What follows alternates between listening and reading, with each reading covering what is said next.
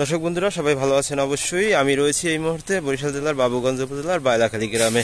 আপনাদেরকে দেখানোর জন্য এখন এই মুহূর্তে উপস্থিত রয়েছি। আসলে যে কৃষক আবু বকর সিদ্দিক সুমন ভাই রয়েছেন, তার কৃষি খামারে, নতুন যে কৃষি খামারটি করেছেন সেই কৃষি খামারে আপনাদেরকে দেখানোর জন্য আমি এই মুহূর্তে সেখানে উপস্থিত রয়েছি। আপনাদের যদি দেখাই আমি একটু, যে তিনি যে নতুন কৃষি খামারটি করেছেন সেটি আসলে এখানে যে পেঁপে গাছগুলো রোপণ করেছেন সেগুলোর বয়স আজ থেকে প্রায় 41 দিনের মাথায় তিনি এই পেঁপে গাছগুলো রোপণ করার পর থেকে আসলে কিভাবে কি পরিচর্যা করেছেন, কিভাবে লাগিয়েছেন সেই বিষয়ে আপনাদেরকে দেখানোর চেষ্টা করছি এবং ধারণা দেওয়ার চেষ্টা করছি। আসলে আপনারা দেখতে পাচ্ছেন যে অনেক খামারের ভেতরে বাঁশ রাখা আছে। এই বাঁশগুলো আসলে প্রতিটি গাছের গোড়ায় বা মাদা বলেন, সেই মাদায় রাখা হয়েছে। আসলে কিভাবে কি করছে সে বিষয়টা যদি আপনাদের বলি, এখানে প্রায় 65% জায়গা রয়েছে। এই 65% জায়গায় তিনি 400-র অধিক গাছ লাগিয়েছেন, পেঁপে গাছ লাগিয়েছেন। সেই পেঁপে গাছগুলোতে প্রতিটি মাদার সাথে একটি করে বাঁশ দিয়ে দিচ্ছেন, কারণ ঝড় কবলিত এলাকা এবং প্রচণ্ড ঝড় হয় এই দক্ষিণাঞ্চলে, যার কারণে প্রতি বছর এই ঝড়ের কারণে অনেক ক্ষতিগ্রস্ত হন কৃষক। এই কৃষক ক্ষতিগ্রস্ত যাতে না হয় সেই জন্য তিনি এই বাঁশের ব্যবস্থা করে প্রতিটি গাছের সাথে দিয়ে দিচ্ছেন। আর তার কারণে পেঁপে গাছগুলো শক্তপোক্ত থাকবে, হেলে পড়বে না।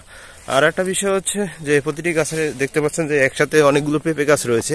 এ বিষয়ে অনেকের কৌতূহল রয়েছে এবং অনেকে মন্তব্য করেছেন আসলে এই কারণ কি এতগুলো পেঁপে গাছ থাকার কারণ। আসলে এই বিষয়ে আপনাদেরকে যদি আমি একটু ধারণা দেই, আসলে আপনারা দেখতে পাচ্ছেন যে এখানে একটি গাছের সাথে 3টি গাছ রয়েছে। এই 3টি গাছের মধ্যে যেটি আসলে গ্রোথ ভালো থাকবে এবং যেটিতে ফুল আসবে সেই গাছটি এখান থেকে কেটে ফেলা হবে, আর যেটি গাছটি গ্রোথ ভালো হবে সেই গাছটি তিনি এখানে রাখবেন। যার কারণেই কোন গাছটি ফুল হবে আর কোন গাছটিতে ফল হবে সে বিষয়ে ধারণা না থাকায় সেই জন্য একসাথে তিনি 3টা করে গাছ দিয়ে দেন। আর একটা বিষয় হচ্ছে এটি যে তিনি আবু বকর সিদ্দিক সুমন ভাই যে পেঁপে গাছগুলো রোপণ করেন, এখানে আসলে এগুলো ইনব্রিড, এগুলো হাইব্রিড না। হাইব্রিড হলে প্রতি বছর রাখা যায় গাছগুলো, আর ইনব্রিড গাছগুলো আপনার 2 থেকে 3 বছর অনায়াসই খামারে রাখা যায় এবং এর থেকে ফল হারভেস্ট করা যায়।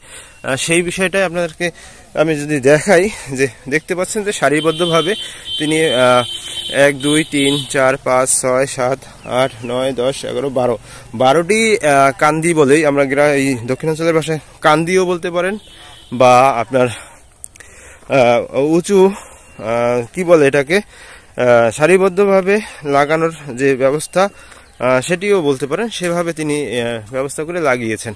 আসলে এই যে তার ব্যবস্থাপনা, কারণ বর্ষাকালে হলে এখানে পেঁপে গাছের করে একদমই পানি জমতে দেওয়া যাবে না। সেই পানি জমতে না দেওয়া যাওয়ার কারণেই হচ্ছে তিনি এভাবে সারিবদ্ধভাবে লাগিয়েছেন এবং এই ড্রেনেজ ব্যবস্থা রেখেছেন মাঝখানটায়, ড্রেনেজ ব্যবস্থা, কারণ উপরে পানি পড়লে গড়ে নিচে পড়ে যাবে, এখান থেকে পানিটা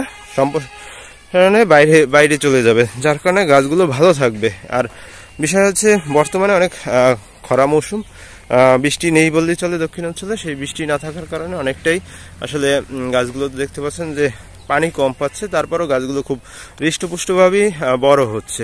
আসলে আগামী 1.5 মাসের মাথায় এই গাছগুলোতে সবগুলোতেই আসলে ফুল ফল আসতে শুরু করবে। সে ফুল ফল আসলে আসলে বোঝা যাবে যে এই পেঁপে গাছের অবস্থাটা কি দাঁড়িয়েছে। আসলে ফল অবশ্যই ভালো হবে। দেখতে পাচ্ছেন যে আসলে কিভাবে এই গাছগুলো হয়েছে সেইভাবে আপনাদেরকে দেখানোর চেষ্টা করছি। আসলে এই সুমন ভাইয়ের যে কৃষি খামারটি রয়েছে, এই কৃষি খামারটি নিয়ে আমি নিয়মিতই প্রতিবেদন তৈরি করছি, যার কারণে আপনাদের কাছে শেয়ার করছি যে আসলে কেমন কিভাবে কি আসলে করেছেন তিনি। এই ছিল আজকের ব্লগে। সবাই ভালো থাকবেন, সুস্থ থাকবেন।